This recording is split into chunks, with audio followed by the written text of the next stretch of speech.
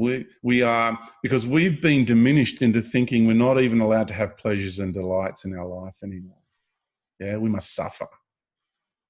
That model of suffering, it is, whew, you know, and for the feminine to be free, she's got to get out of martyrdom, the martyr archetype. She's got to get out of the sacrificial archetype, and you've got to get out of the victim archetype.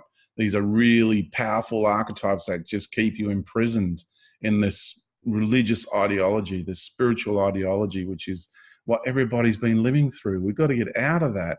We are natural creator beings. We have, when you tap into your own being and what you've seen, done, and been in this universe, you realize, wow, I've got so much wealth. I've got so much wealth. Incredible amount of wealth.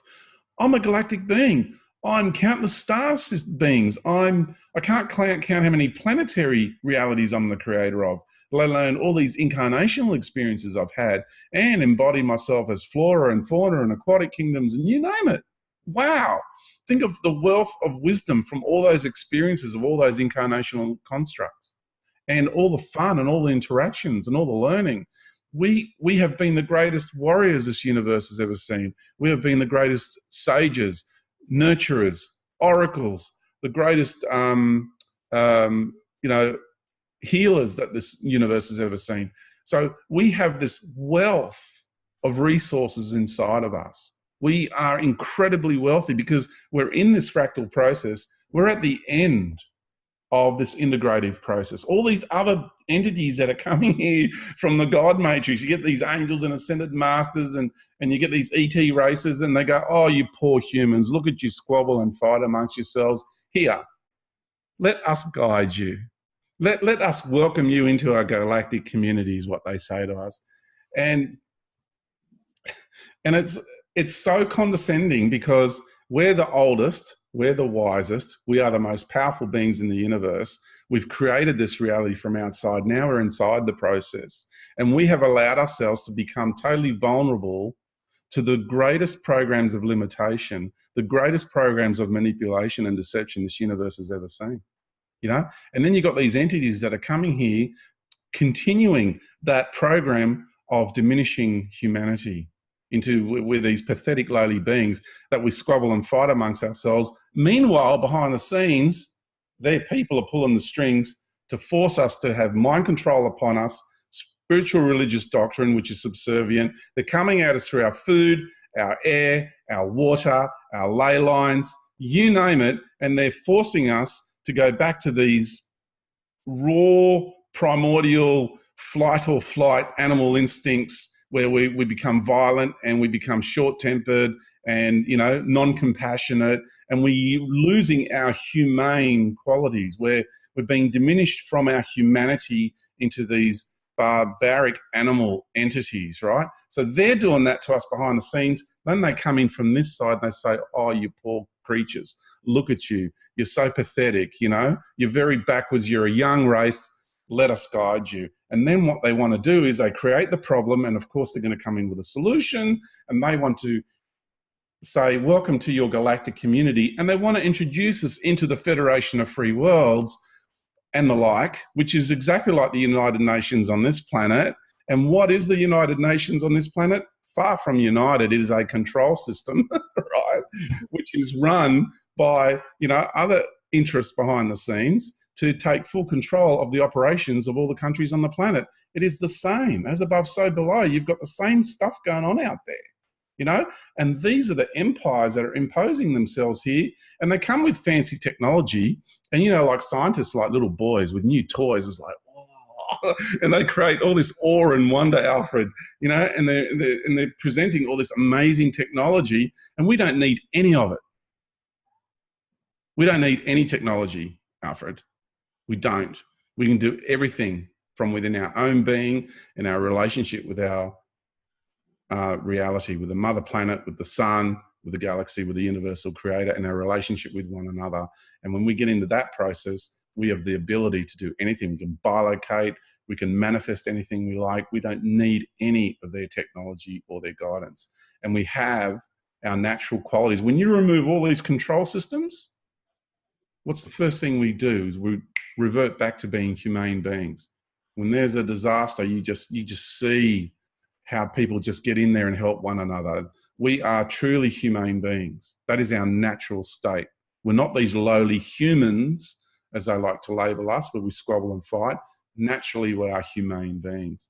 And I want people to understand what it means to be humane and to live that and to live through their infinite nature. That's what I'm here to do. And remind people who we are, where we've come from, and what it is we're actually doing here. Yeah, I'm looking at your website now. I am infinite.love, and just reading, you two are infinite. And you write, I am infinite is an expression of my work that helps people to understand that the time of the great change is upon us. As sort of a final sharing with our audience, what is the great change? So it is what you alluded to after. It's like the ending of these great years and these great cycles. And the change is that we are finally at the point where we have been going through these cycles of devolution, and not just the 3 great years that have passed.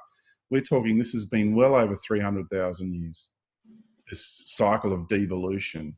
And it's been a really powerful programs of cleverly crafted genetic manipulation, mind control, and also the manipulation of this reality.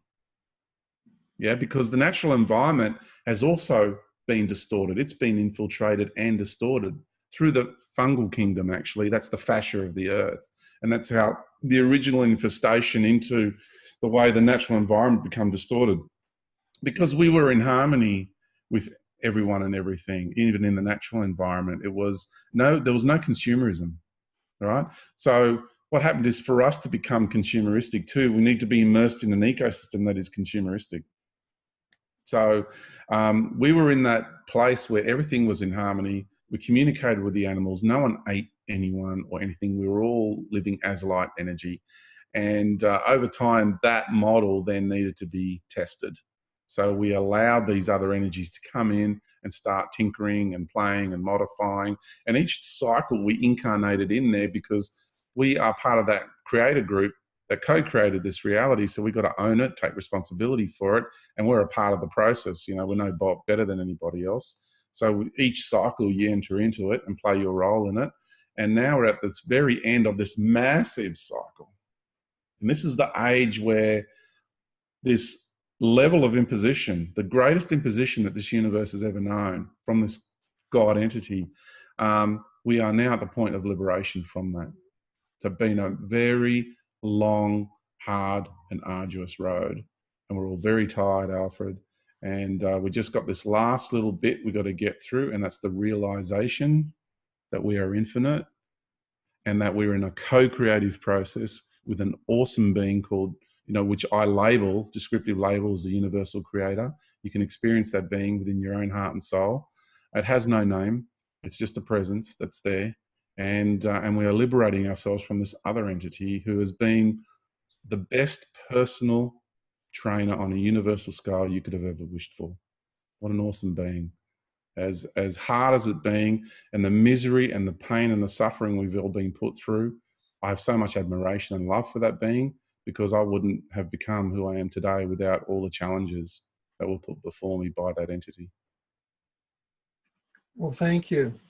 And we really want to thank you for all of the insight and work that you're doing and that you've brought to us today in these interviews.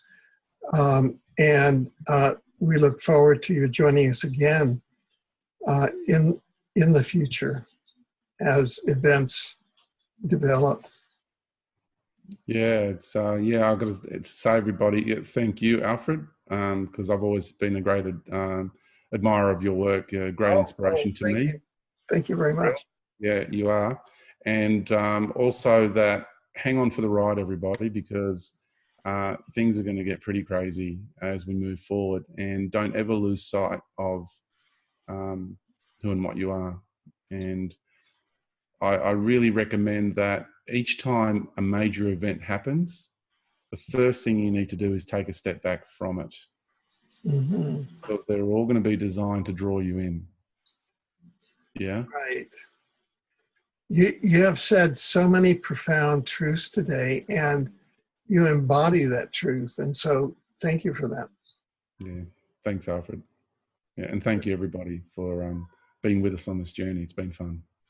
Absolutely.